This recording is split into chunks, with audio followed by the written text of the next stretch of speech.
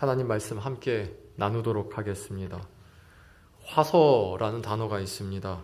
다음 슬라이드요. 꽃이 줄기에 맺히는 모습을 화서라고 합니다. 그래서 우리말로 꽃차례라고 하기도 하는데요. 이 화서에는 두 가지 형태가 있습니다. 가장 윗줄기에서 아랫줄기로 내려오는 것을 유한화서라고 합니다. 유한화서. 반면에 밑에서부터 꽃이 맺히기 시작하여 위로 올라가는 것을 무한화서라고 얘기합니다. 말 그대로 유한화서는 윗줄기에서 아랫줄기로 내려오면서 꽃이 맺히기 때문에 꽃의 개수가 제한되어 있습니다. 줄기가 끝나면은 꽃도 끝나기 때문에 그렇습니다. 봄이 오면 피는 목련이나 모란꽃이 이 유한화서에 속합니다. 대개 유한화서의 꽃들은 크고 아름답습니다. 반면에 무한화서는 다음 슬라이드요. 아랫줄기에서 윗줄기로 올라가면서 꽃이 피기 때문에 줄기가 자라나는 이상 꽃이 무제한적으로 핍니다. 끊임없이 피어나요. 저게 무슨 꽃인지 아십니까? 저거 보리꽃입니다. 보리가 열매를 맺힐 때 아래에서부터 위로 계속 꽃을 피면서 열매를 맺습니다. 이 둘의 꽃은 차이가 있습니다. 말씀드린 대로 유한화서의 꽃은 되게 크고 화려합니다. 멀리서도 눈에 잘 띄고요. 향도 좋습니다. 그래서 벌이나 나비가 잘 모여듭니다. 하지만 오래가지를 못합니다. 목련꽃이 봄이 지나면 제일 먼저 지지 않습니까? 마찬가지로 이렇게 금세 져버립니다. 봄꽃들 중에 가장 먼저 떨어지는 게 목련인 것처럼 대개 유한화서의 꽃들이 그렇습니다. 반면에 무한화서의 꽃들은 잘 눈에 띄지가 않습니다. 여러분, 포도나무의 꽃 보신 적 있으십니까? 거의 없을 겁니다. 저게 보리꽃입니다. 보리꽃 보신 적 있으십니까? 아마 눈으로 이렇게 잘 살펴봐도 잘 안 보였을 겁니다. 보리꽃은 사실 꽃 같지도 않습니다. 무한화서의 꽃들은 주위에서 보지 않으면은 이게 꽃이라고 생각 못할 정도로 작고 작습니다.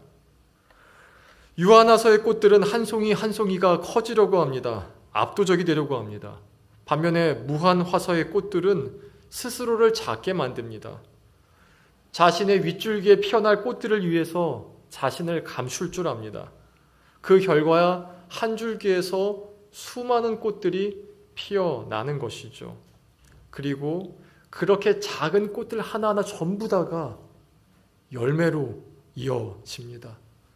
무한화서의 꽃들은 완성되지 않으므로 자기는 완성되지 않지만 전체의 줄기를 완성됨으로 추구하는 것이죠. 인생도 이런 것 같습니다. 유한화서와 꽃같이 추구하는 인생이 있습니다. 지금이 화려해야 됩니다. 지금 나에게 많은 벌과 나비들이 모여들어야 합니다. 짧은 시간을 필지언정 화려하게 피고 미련 없이 져버리고 싶습니다. 그러나 그거 아십니까? 유한화서의 꽃들은 화려하고 아름답지만 질 때는 누구보다 빨리 지고 또 악취도 풍깁니다. 목련꽃이 지면은 까맣게 되지 않습니까? 그러나 반대의 삶도 있습니다. 무한화서의 꽃은 화려하지 않습니다. 벌이나 나비가 지나갈 때도 있는지 없는지 모릅니다. 그러나 오래 피어 있습니다. 한 송이가 시들면 또 다른 꽃이 위에 피어나기 시작합니다. 그 꽃이 다 피면은 거기서 바로 열매가 돋아납니다. 새로운 꽃이 필 때마다 이 무한화서의 꽃들은 자신의 자리를 내어주며 생명이 이어지도록 도와줍니다. 그렇게 꽃이 진 자리마다 열매로 다시 돌아옵니다. 성경이 말하는 그리스도인의 삶은 이 무한화서의 꽃과도 같습니다. 예수님은 꽃이 얼마나 화려하게 피었는가로 판단하시는 것이 아니라 열매로 판단하신다고 말씀하셨습니다. 그런데 이 열매는 한 번 맺고 사라지는 것이 아니라 계속해서 성령의 역사를 따라 맺혀지게 됩니다. 그렇게 첫 19절에 이렇게 써 있어요. 다 같이 읽어보겠습니다. 19절입니다. 성령을 소멸하지 말며. 성령을 소멸하지 말며가 제일 중요한 거예요. 이게 있어야 우리가 열매를 맺혀지기 때문에 그렇습니다. 이 19절부터 22절까지요. 계속해서 뭐뭐 해라가 나와 있습니다. 이것이 우리의 열매를 맺게 도와주기 때문에 그래요. 그런데 23절과 24절을 넘어가면은 정작 열매가 맺혀지는 것이 우리의 어떠함으로 되는 것이 아니라 하나님이 하신 것이라고 얘기하는데요. 우리 24절을 읽어보겠습니다. 24절 다 같이 읽습니다. 너희를 부르시는 이는 열매를 맺도록 하시는 분이 하나님이십니다. 분명히 얘기하고 있습니다. 그러면 여러분, 열매를 이루시는 분이 하나님이신데 왜 우리에게 열매 살면 삶을 살라라고 반복적으로 이것도 해라 저것도 해라라고 말씀하고 계신 것일까요? 왜 19절부터 22절까지 더 나아가서 우리가 지난주에 봤던 항상 기뻐하라, 쉬지 말고 기도하라, 범사에 감사하라 같이 뭐뭐 하라가 왜 자꾸 이렇게 많이 나오는 걸까요? 정작 열매를 이루시는 분은 하나님이신데 말입니다. 그 이유를 설명한다면은 이것이 하나님께서 열매를 맺게 하시는 방법이기 때문에 그래요. 여러분, 하나님은요, 우리와 합력하여 함께 열매를 맺으십니다. 이게 하나님의 방법이에요. 심지어 구원도 그렇죠. 예수께서 우리를 구원하실 때 단 한 번의 대답으로 완전히 구원하셨습니까? 가룟 유다는 어떻습니까? 아니죠. 여러분, 예수님께서는 우리를 구원하신 다음에 계속해서 그 길을 걸어가게 하셨어요. 구원의 길을 멈추지 않고 걸어가라 하셨습니다. 그러니까 말씀하신 게 뭐예요? 나는 길이요. 내가 길이래요. 길의 목적지가 아니라 길이라는 거예요. 목적지가 뭐죠? 하나님이에요. 나로 말미암지 않고는 아버지께로 갈 자가 없느니라. 구원은 하나님께서 길을 열어주시고 우리로 걷게 하시는 겁니다. 우리가 구원받았을 때 하나님이 우리를 곧바로 천국으로 이동시키지 않으셨어요. 걷게 만드셨습니다. 이 땅에서 예수님의 말씀을 나침반 삼아서 계속 걷게 만드신 거예요. 이 걸음은 화려하지 않습니다. 누군가 알아주지도 않습니다. 여러분, 순종이 화려할 것 같습니까? 순종이 누군가 알아줄 것 같습니까? 아니요, 순종은요, 무한 화서의 꽃과도 같아요. 보이지가 않아요. 그러나 분명한 것은 이 순종이 열매로 이루어진다는 겁니다. 잘 보이지 않아요. 근데 반드시 열매로 가요. 다시 한번 19절 읽어보겠습니다. 19절 있습니다. 성령을 소멸하지 말며. 왜 성령을 크게 불태우라가 아니에요. 성령을 막 활활 타게 하라, 집 다 불질러버려라가 아니라 성령을 소멸하지 말라고 얘기합니다. 무슨 말이죠? 계속해서 내 안에 성령의 불이 있도록 하라는 것이에요. 여러분, 신앙생활에는 절정이 없습니다. 클라이막스가 없어요.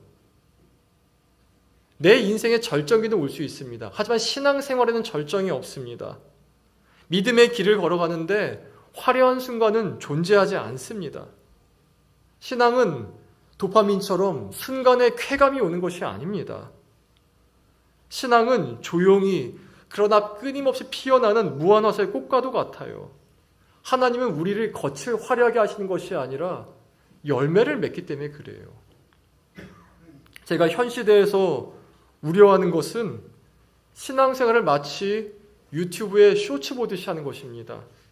쇼츠가 어떻죠? 순간의 쾌감, 순간의 감동, 순간의 쾌감으로 신앙생활 하려고 해요. 설교 요약본, 어떤 설교의 절정인 부분을 가져와서 내 것을 삼으려고 합니다. 어떻게 되죠? 뇌는 계속 자극을 추구하거든요. 더 큰 자극, 더 큰 자극, 더 큰 자극. 자극으로 신앙생활 하려고 해요. 여러분 다음 슬라이드요. 2024년 옥스포드 대학교에서 선정한 올해의 단어는 브레인 러시였습니다. 썩어 빠진 뇌란 뜻이에요. 썩어 빠진 뇌. AI를 대상으로 실험을 했습니다. 계속해서 쇼츠를 보여줍니다. 미디어를 계속 보여줍니다. 그걸로 지식을 습득하게 해요. 그 결과 AI의 사고 능력이 월등하게 떨어집니다.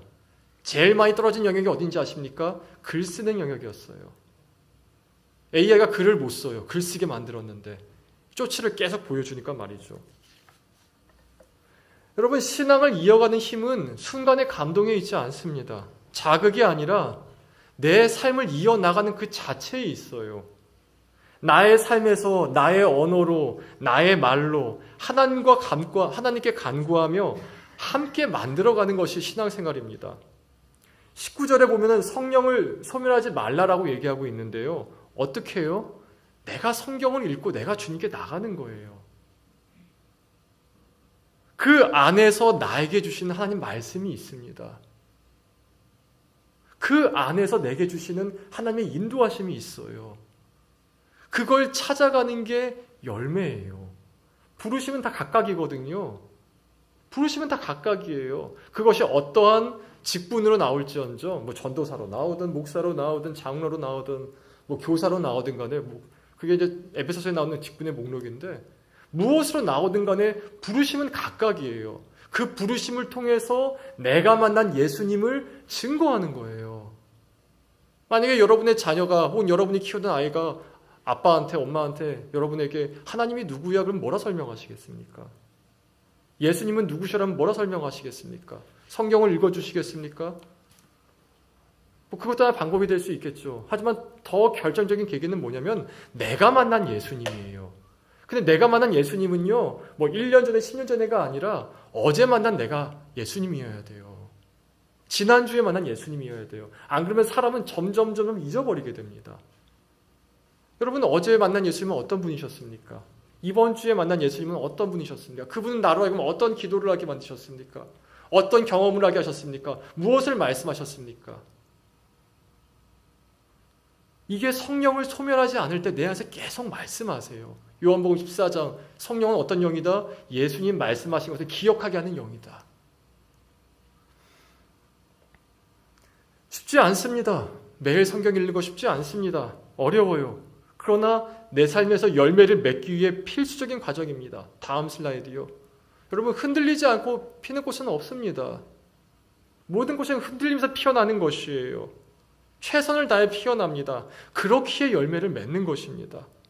여러분, 이 꽃도 열매 하나 맺기 위해 끊임없이 흔들리는데 사람의 마음이 흔들리는 것은 당연하지 않겠습니까? 요동하는 것은 당연하지 않겠습니까? 그러나 그렇게 흔들리고 요동한다 할지라도 성령이 내 안에 계시면은 흔들릴지언정 침몰하지 않습니다. 흔들릴지언정 가라앉지 않습니다. 성령께서 바로 그 중심의 역할을 하신다는 거예요. 그 다음에 20절에 말한 게 이것이죠. 예언을 멸시하지 말고. 여러분, 예언이라는 단어는요, 헬라어로 풀어보면 하나님 앞에서 말하다입니다. 하나님 프로페타이아인데 하나님 앞에서 말하다. 그래서 여기서 말하는 예언은요, 설교를 보셔도 돼요. 하나님 앞에서 말하는 거기 때문에. 요즘은 설교가 난무하는 시대입니다. 유튜브에서 검색해가지고 설교 치면 몇십만 개가 쭉 나오죠. 몇백만 개가 쭉 나옵니다. 그러면 그런 시대니까 그럼 몇백만 개의 설교가 모두 예언이겠습니까? 몇십만 개의 설교가 모두 예언이겠습니까? 그게 다 하나님 말씀이겠습니까? 막 이렇게 묻고 싶을지 모르겠습니다. 그 질문에 제 대답은요, 이단이 아니라면 예스입니다. 단 조건이 있습니다. 지금 그 설교가 행해지고 있는 그 공동체에 속해서 그들과 교제를 하며 저 예배에 참석해서 설교뿐만 아니라 사도신경부터 모든 순간을 같이 할 때 그 말씀은 나에게 예언이 되는 것이에요.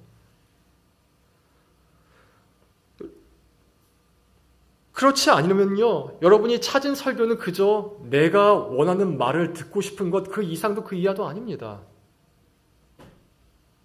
그럼 모든 설교는 모든 사람이 하는 말이 아니에요. 그 공동체에서 목회자가 필요하다고 봤기 때문에 그 설교가 나오게 하신 거예요. 저는 그냥 성경 따라 쭉 가거든요. 요한일서 끝나면 데살로니가 전서하고 있는데 쭉 가면서 거기서 주님의 인도하심이 있다고 믿는 겁니다. 성령의 조명으로 말미암아 지금 이 말씀이 하나님께서 우리 공동체에 필요한 말씀이라고 주셨다라고 말이죠.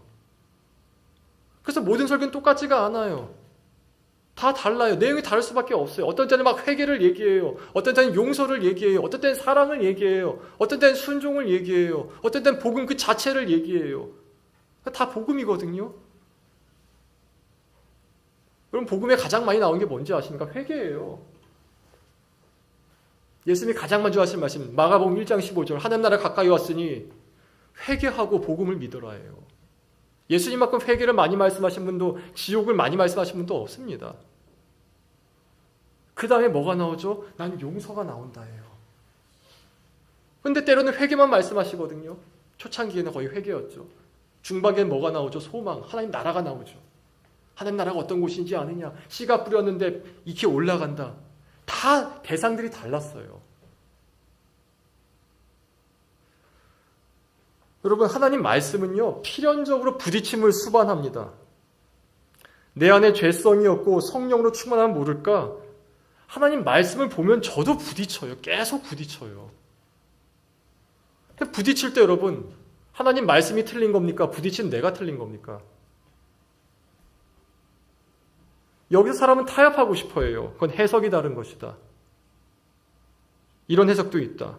근데 그래도 안 되는 게 나오거든요. 이건 도저히 해석 문제로 되지가 않는 게 나와요. 그럼 어떻게 합니까? 멸시해요. 하나님을 멸시할 수 없으니 사람을 멸시하든지 설교를 멸시하든지 그렇게 됩니다. 그래서 나온 게 이거예요. 예언을 멸시하지 말고예요. 예언을 멸시하지 말고. 그럼 이렇게 부딪힐 때 어떻게 해야 됩니까? 하나님께 물어봐야죠. 저는 이 물어보는 과정이 영적 전쟁이라고 믿습니다. 많은 믿음의 선진들이 이 과정을 거쳤어요. 이게 정말 맞는 건가요? 이래도 순종해야 되는 건가요? 저도 거쳤고 저희 위 때도 거쳤고 사도 바울도 이런 말을 했죠. 내가 내 몸을 쳐서 하나님 말씀에 복종시킨다. 왜 내 몸을 칩니까? 부딪히니까. 계속 부딪히니까. 부끄러운 일이지만 여러분 이 하나님 말씀 앞에 부딪힐 때요. 여러분이 예상하지 못한 여러분의 모습이 나올 겁니다. 부끄러운 일이지만 예전에 제가 너무 화가 나가지고 그 방문을 주먹으로 빵 쳐서 구멍을 낸 적이 있었어요. 그 볼 때마다 아들이 놀렸거든요. 저거 아빠가 부갠 거라고. 저거 아빠가 부갠 거야. 아빠가 부겠어. 아빠가 물어내야 돼. 은혜도 울리고 아빠가 부갠 거야. 그 문 하나 갈려고 몇십만 원 들었거든요. 이사할 때. 근데 이제는 어느 정도 시기가 지나서 분노가 그렇게 저를 감싸지 못하게 됐습니다. 화가 나더라도 그것을 다른 방법으로 다루게 되었어요. 근데 그 구멍난 문짝을 보면서 제가 이런 생각을 했습니다. 왜 나의 30대는 그렇게 분노로 가득했을까? 왜 나의 30대는 그렇게 분노로 가득했을까? 무엇이 나를 그렇게 분노로 만들었을까? 목사로 살아가는 것이 꼭 분노할 정도로 화가 나는 일만 있는 것은 아닌데 말이죠. 근데 그런 분노 가운데 제가 하나님께 끊임없이 나아갔을 때 하나님이 특별한 말씀을 하지 않으셨어요. 내가 네 화를 이해한다 이런 거 하지도 않으셨고요. 화내니까 잘못한 거지 이렇게도 하지 않으셨습니다. 근데 점점 제가 시간이 지나면서 알아간 게 뭐냐면은 하나님께서 그 시간에 나의 분노를 드러내시고 그 분노 가운데 나의 행동과 언행을 하나씩 바꿔 가셨다라는 겁니다. 말씀을 통해서요. 묵상을 통해서요. 그 주들의 설교의 본문을 통해서요. 여러 가지 것들을 통해서요. 그 모든 것들을 하나님이 사용하셔서 분노가 일어날 때 저의 반응들을 바꾸어 가셨습니다. 그래서 이젠 벽에 구멍 안 냅니다. 벽 치지도 않아요. 이 모든 과정들이 하나님께 묻는 거예요. 하나님 이걸 제가 어떻게 순종할 수 있습니까? 이걸 어떻게 하란 말입니까? 여러분 설교를 듣다 보면 동의가 안 되는 게 있을 수 있을 겁니다. 내용이 동의가 안 되는 것도 있을 수 있고 또 예화에서 동의가 안 되는 게 있을 수도 있을 거예요. 그렇게 동의가 안 되는 자신의 모습을 보면서 이렇게 생각하십시오. 첫째, 난 설교가 아니라 설교를 통해 일하시는 하나님을 믿는다. 두 번째, 지금 내 안에서 있는 이 부딪힘은 하나님께서 다루시고 싶어하는 모습이 나온 것이다. 다시 말하지만 설교가 아니라 설교를 통해 일하시는 주님을 믿으시기 바랍니다. 설교자는 완전하지 않습니다. 하나님이 완전하십니다. 하나님은 완전하십니다. 하나님은 한 사람을 구원하시기 위해 말씀을 사용하심을 기억하시기 바랍니다. 말로 해서 안 되면 그 다음에 행동이 나가지 않겠습니까? 마지막으로 23절과 24절을 보겠습니다. 한번 다 같이 읽습니다. 시작. 평강의 하나님이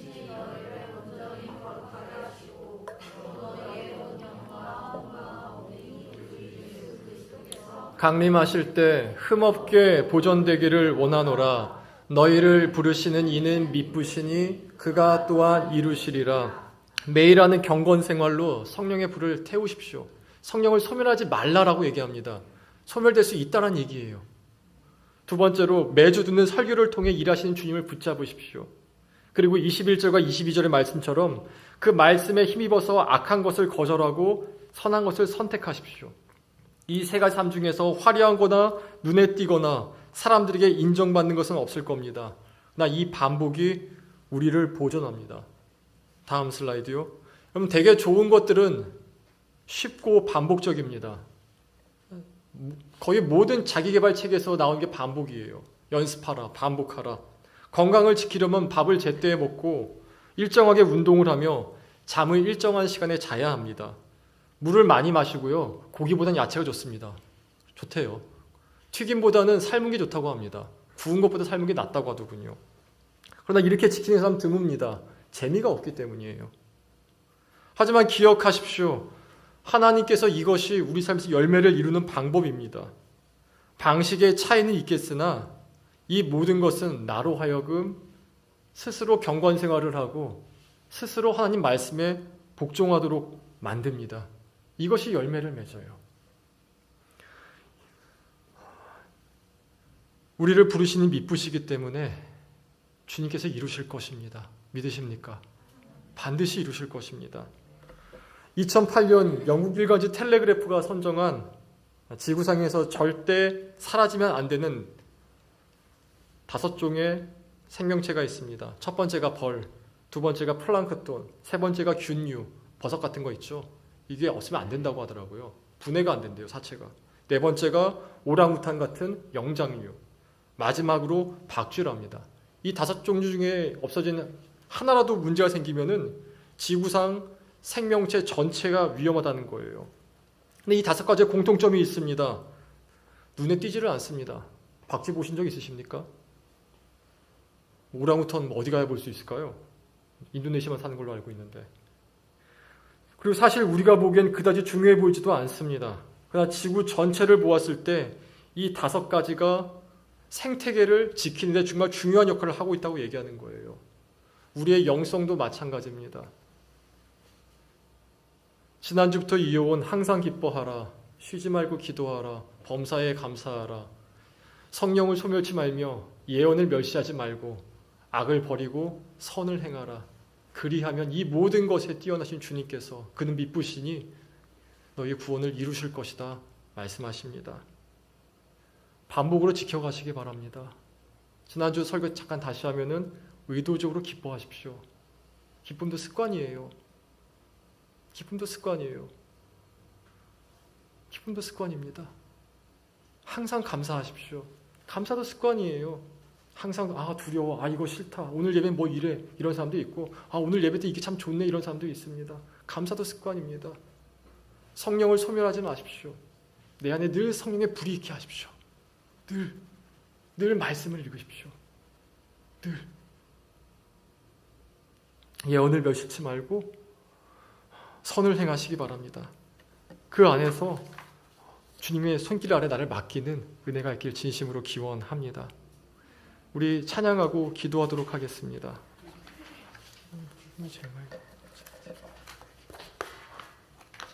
우리 꽃들도 찬양하겠습니다.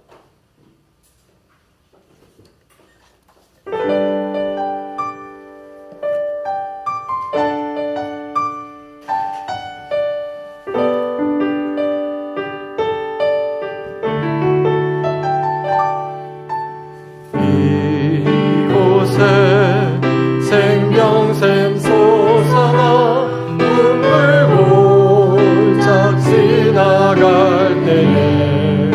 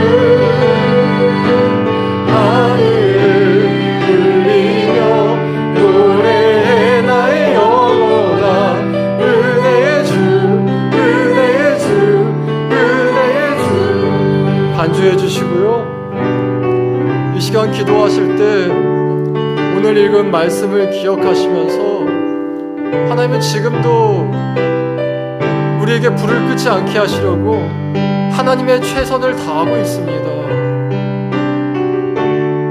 하나님의 최선을 다하고 있는데 그 방향이 나와는 다를 수가 있어요.